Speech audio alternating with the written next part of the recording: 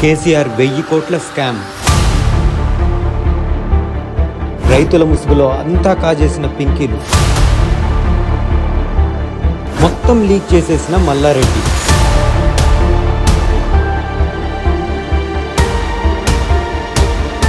ఐశ్వర్యం ఉందని చెప్పి అర్ధరాత్రి కూడా గొడుగు పట్టమన్నాడంట వెనుకటికి ఇవ్వడం. సరిగ్గా ఇట్లనే కేసీఆర్ కూడా లెక్కలేని దుబారా ఖర్చులు, ప్రణాళిక లేని సంక్షేమ పథకాల అమలుతో రాష్ట్రాన్ని అప్పుల ఊబిలోకి నెట్టేశాడు.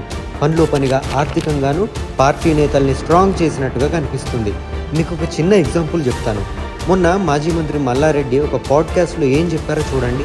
నాకున్న ల్యాండ్ బ్యాంక్ ఎవరికి లేదు. 800 ఎకరాలు చూసారు కదా, 800 ఎకరాల పెద్ద భూస్వామి ఆస్తి ఎంతనో లెక్కనే లేదంటున్నాడు. ఈయన కూడా పేద రైతుల్లాగానే రైతు బంధు పథకం ద్వారా లబ్ధి పొందిన విషయం అందరికీ తెలుసు.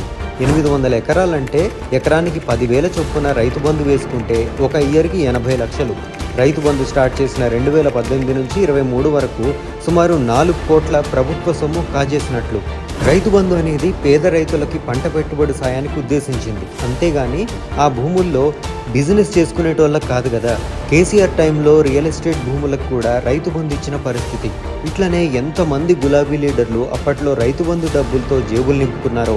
సిరిసిల్లలో బీఆర్ఎస్ లీడర్లు అసైన్డ్ సర్కారు భూముల్ని కాజేసి 1000 కోట్ల విలువైన సుమారు 2000 ఎకరాల భూములకి ఏళ్ల తరబడి రైతు బంధు పొందినట్లుగా వార్తలు వచ్చాయి.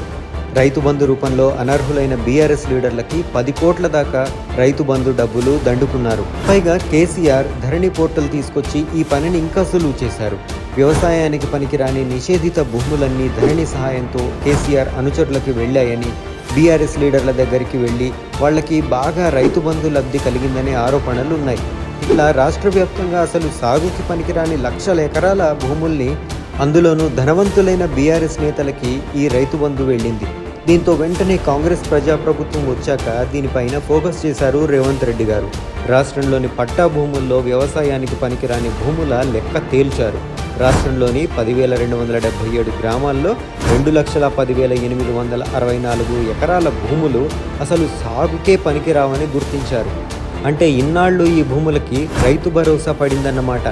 ఈ 2 లక్షలకు పైగా ఎకరాలకు ఏడాదికి 210 కోట్లకు పైగా ప్రజల సొమ్ము అనర్హుల జేబుల్లోకి వెళ్ళిందన్నమాట.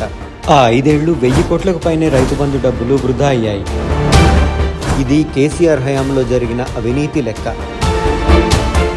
రైతు బంధు పథకం కరెక్ట్గా కనుక అమలు చేసి ఉంటే అటు రైతులు లబ్ధి పొందడంతో పాటు ప్రభుత్వానికి ఎన్నో నిధులు మిగులుండేవి. కానీ రైతుల ముసుగు కప్పుకొని కేసీఆర్ అండ్ కో కూడా కోట్ల కొద్దీ రైతు బంధు డబ్బుల్ని కాజేశారు. ఫామ్ హౌస్లో పడుకునే కేసీఆర్కు రైతు బంధు ఎందుకు? భూముల్లో వ్యాపారం చేసుకునే మల్లారెడ్డికి రైతు బంధు అవసరమా? ఇలాగే గులాబీ నేతలు ఎంతోమంది 5 ఏళ్లలో 1000 కోట్లు మింగేశారు.